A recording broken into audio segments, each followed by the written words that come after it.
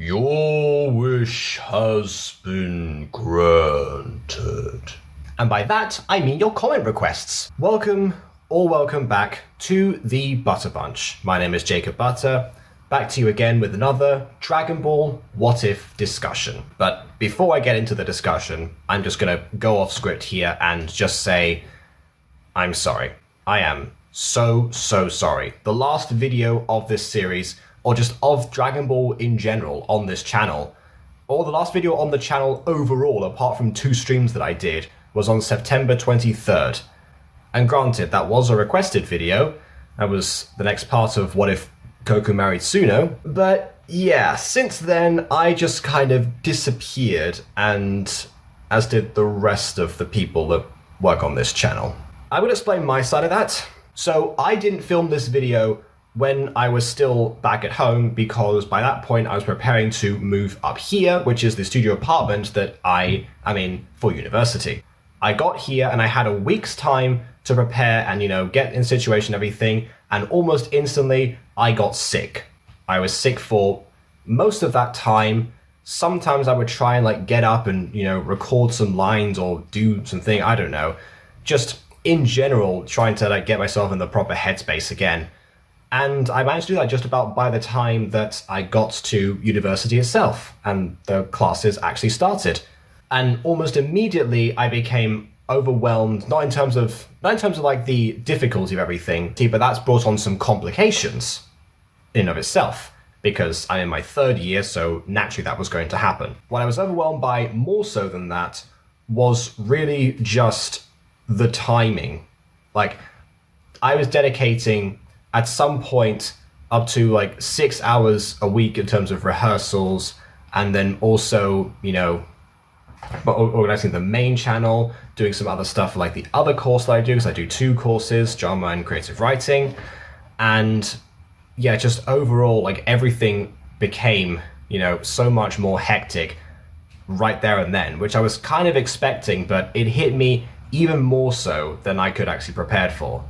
And inevitably, that meant that I was even better able to focus on the main project of the internet, which would be my main channel, Jacob Butter, and this side project, the Butter Bunch, that I created with 3 other people, suffered as a result. So while I've had this script around for ages, almost since that last video about Suno came out, I just haven't been either in the right space of mind or, the right moment to actually sit down and record. I've had a timetabled week off, in a sense, not a non-timetable thing, but even then I had 2 assessments on Monday and Tuesday, so not entirely honest about that. It's now Saturday, by the way, and I just said to myself, finally, here's the moment. Oh, and also I got a girlfriend a couple of weeks ago, so I've been spending lots of time with her. It's not like I'm, it's not like she's like retaining me down or something like that. No, that's not it at all. I wanted to do that because that's what romance is. By the way, shout out to her and her brother, who will inevitably be watching this video, and apparently her brother has seen the What If Piccolo Had a Son series or something or similar, so welcome back, actually. I hope you enjoyed this one. And I hope all of you as well enjoy this one too, because this is the most requested What If I've received since I started. So I'm kind of glad that the video that I do when I finally return to this project is the one that people wanted in the first place. So yeah, hopefully people have still stuck around. I am glad to see people who actually still commented on these videos, and I still try and interact and engage a few times every now and then. That's really what I love most about doing these videos, is actually getting to see people's comments and responding to them and actually talking things through and getting people excited for the next part. But it's time for something new. It is time for what you've all wanted, apparently. What if Chichi trained like Goku? For months and months and months, different people have been asking me to cover the Princess of Fire Mountain, and for the most part, with variations of roughly the same idea. What if she was a Z fighter? What if she trained under Roshi? Or what if she trained with the team, etc, etc. And this, I can work with. This story shall be a continuation of all of those different things, as they fit together pretty nice. So without further ado, what if Chichi trained like Goku? We begin in age 750, when we see the young princess for the first time, running away from a dinosaur which she promptly decapitates with her helmet blade. Her first encounter with Yamcha goes exactly the same, as does most of her meeting with Goku and the journey to Kame House to cover the Bancho fan. I only briefly mention this because this is Chichi's first exposure to several skilled martial artists other than her father. She falls in love with one and believes that another is in love with her, and she witnesses the strongest man in the world performing his crowning achievement, the Kamehameha. And of course she sees Goku do the same thing in mere seconds. I think with all of this, it's fair to suggest that a few different synaptic firings go off in the young girl's brain. She now realizes just how cool and impressive martial arts can be. And if Goku could impress this old man with his own technique, why couldn't she? Now, I bet you're expecting me to say something like, oh, then she drops everything on the spot and asks to join the team in search of the last Dragon Ball.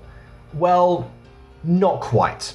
Considering her father's and her own home has just been obliterated pretty much, she realizes that her place right now is with the Ox King, rebuilding their home. Maybe she'd bring up the idea of training to the Ox King later. There was time for that. So the rest of the Emperor Pilaf saga goes just as it did initially. But the real changes start to happen once Chichi sees Goku again during their first date. You see, during the Great Saiyaman arc in Z, there's a particular exchange where Chichi flashes back to her and Goku on the aforementioned date. In said flashback, Goku is still wearing his blue gi, meaning he hasn't got to train Master Roshi yet. The timing of this event, much like the TV special of Goku's traffic safety, if you remember I used that as an inspiration for the What If Goku Married Suno story, aren't entirely clear.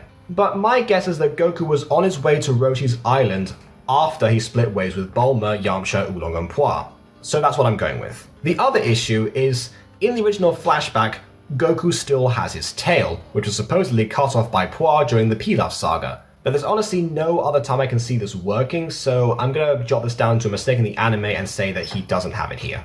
And after they partake in Goku's most pleasurable activity, aka their fight, Goku mentions where he's going next before jumping onto Nimbus about to fly away.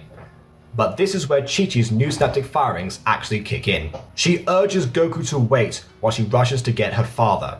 She pleads with the Ox King to please let her go with Goku to the Turtle School and train with her boyfriend. The Ox King is taken aback by the boyfriend remark. Goku just looks confused. But the man looks down at his little girl, and he knew this day would come. Chi-Chi had been pestering him to teach her the basics of martial arts almost the entire time since he first laid eyes on Goku.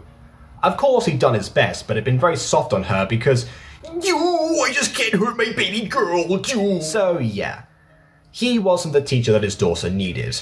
But who better to learn from than the person who taught him everything he knew? He gives her his blessing, but warns Chi-Chi that if the old hermit got a little letchy, that she could back away at any moment.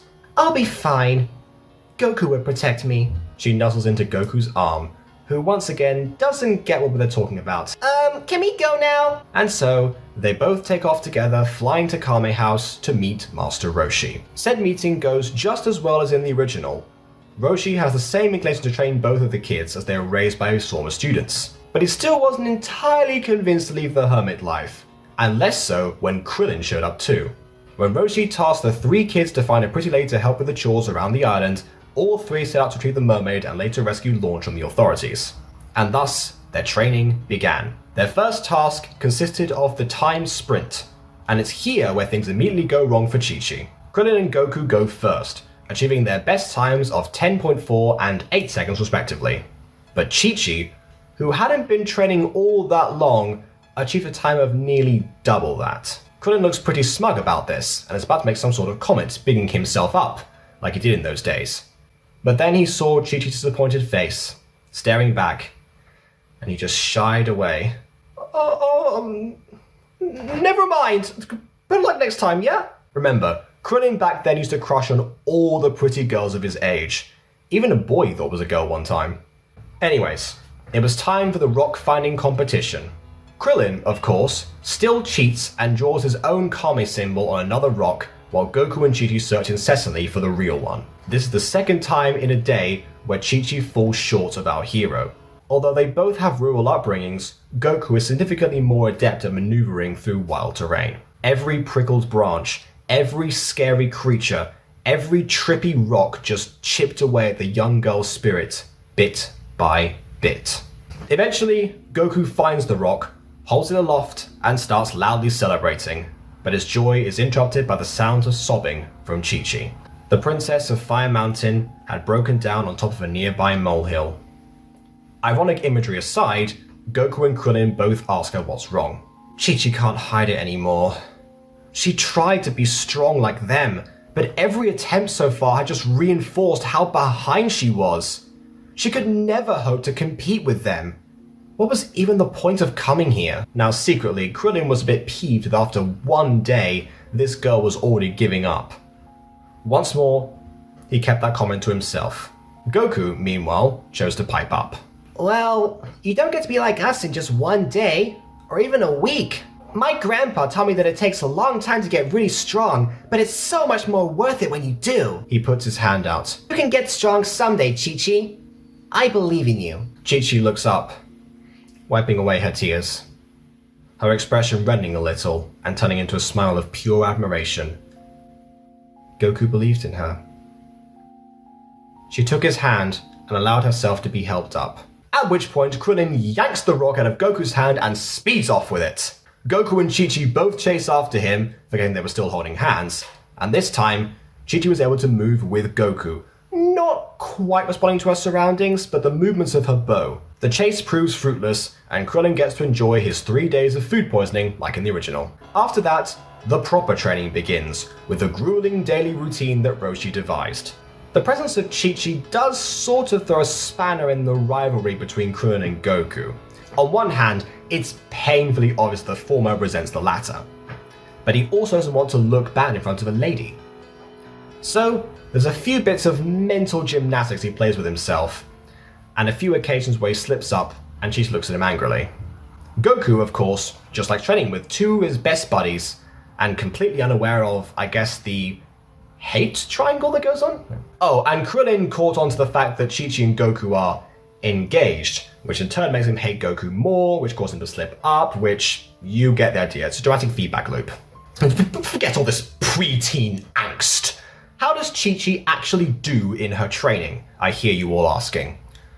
Well, having gotten the breakdown out of her system, she found a newly revived vigor and desire to catch up to her fellow pupils. Obviously, she was way behind on stuff like the milk run, but she quickly made up for it. After all, Milk is her middle name. Actually, it's her first name. Get it? Either way, as the training continues, the gap between her, Goku, and Krillin narrows until it is almost non-existent. By the time Goku and Krillin pass Roshi's test of pushing the giant boulder, Chichi is just barely able to do the same, and thus all of them qualify for the 21st Tenkaichi Budokai. And that is where I conclude things for the time being. I'm sure plenty of people were expecting me to start this scenario off at the beginning of Dragon Ball Z, maybe the Raditz Saga or something, because I've seen quite a few instances of people doing the same thing. But if one really wants to give this poor character some personality, some backstory, why not start from before she went down the path of Forgotten Toriyama clan? Why not start before she just became the mother of Gohan and Goten and the annoying housewife of Goku? Back to when she was interesting. Now, initially at this point, I was going to leave a poll for all of you after this video. I wanted to see which character you think Chichi should replace in the 21st Tenkaichi Budokai after he gets over to the preliminaries, who should she replace in the quarterfinals. However, I debated all the scenarios myself, and one of them really stood out to me, and so I'm basically going to use that one. I'm going to keep that footage to myself right now, and you will see what happens in part 2, obviously. But before any of that, be sure to let me know your thoughts, moments of liking, or not disliking actually. I wrote the script before YouTube removed the dislike feed, or the dislike counter. Like, you can't do that anymore. I guess let me know your thoughts, moments of liking, and leaving your comments where the discussion could go. Thanks, Susan. But I'll see you all soon enough for another Butter Bunch video. To the bip.